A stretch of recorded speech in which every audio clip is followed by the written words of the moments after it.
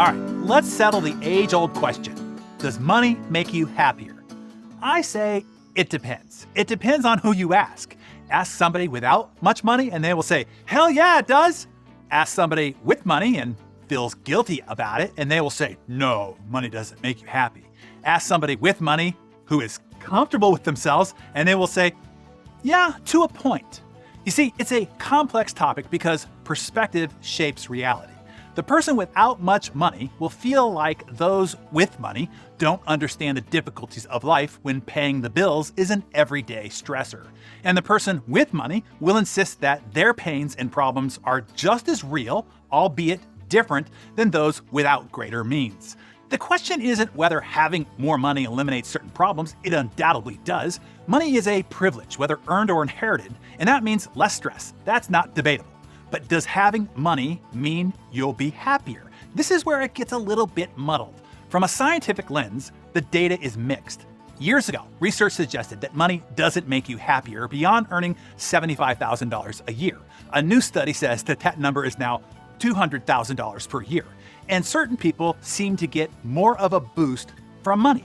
Those who are generally unhappy will see the biggest surge when they hit $100,000, and the benefits then seem to taper. If your general well-being is high, then the potential for money to make you even happier extends as you earn more, but there will be a point also where there's diminishing returns. Just know that if you're rich and miserable, more money won't help. And of course, money won't help alleviate the suffering of life, such as loss, heartbreak, or clinical depression. It always drives me nuts when rich people tell other people that money can't buy you happiness. It does. Trust me, it does. I'm not douchey enough to list the many happy moments money has paid my entry into. Just take my word for it. As a mentor of mine used to say, money can't buy you love, but it puts you in a much better bargaining position. And money won't solve all your problems, but if you get that money problem solved, you can solve the rest of your problems in style. Money can definitely buy you a lot of comfort and it can make life much easier. But here is the key point. I don't think that comfort or ease is the same as happiness. You can be the most comfortable person in the world and still be completely miserable and depressed. I've known a lot of miserable, angry, rich people. Oh, and I've known a lot of miserable, poor, angry people as well. They were just also uncomfortable. I do think that we all should pursue making as much money as we want. To stretch our capabilities, to force ourselves to learn, to grow, and to become better, to see what all we can do with all we've been given. Income, net worth, and wealth is a measure, but it's not the only measure. But it is one, and it's a concrete one. As Jim Rohn would explain, you can't go to the field and say, I really need a harvest. I really need a harvest. The field will look up at you and say, then you really need to plant. Don't give me your need, give me your seed. You have to go to the marketplace with your seed. You have to plant it. You have to care for, cultivate, nurture, and grow your seed. You have to protect it from the noxious bugs and weeds that would destroy your seed. You have to survive against the elements of rain, wind, and the scorching sun. If you do, then you reap a harvest. Then you reap a raise. Then you reap a surplus of wealth. And what can you do with that surplus of wealth? If happiness tapers off after a certain number anyway, well, here are a few things for you to consider. Number one, security. Money buys you financial peace of mind and your family's physical safety.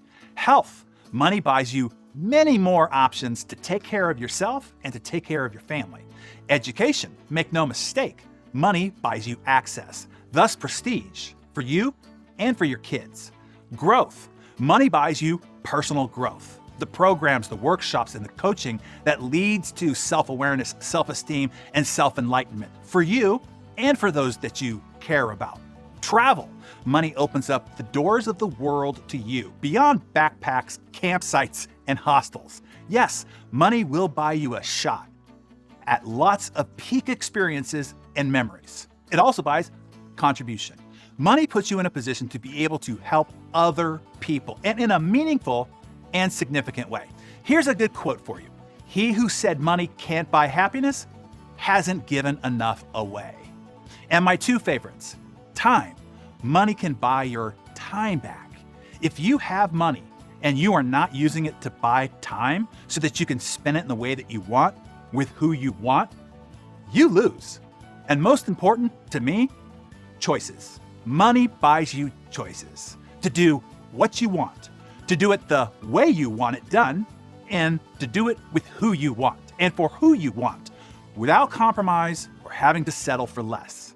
Simply put, money gives you power, the power to help, and the power to say no. Does that mean money equals happiness? Well, I'd say so, but you have to decide for yourself. You're welcome to share your thoughts below. Tell us how money has increased your happiness, and/or tell us how you intend to increase your happiness with more money. And I look forward to reading your thoughts.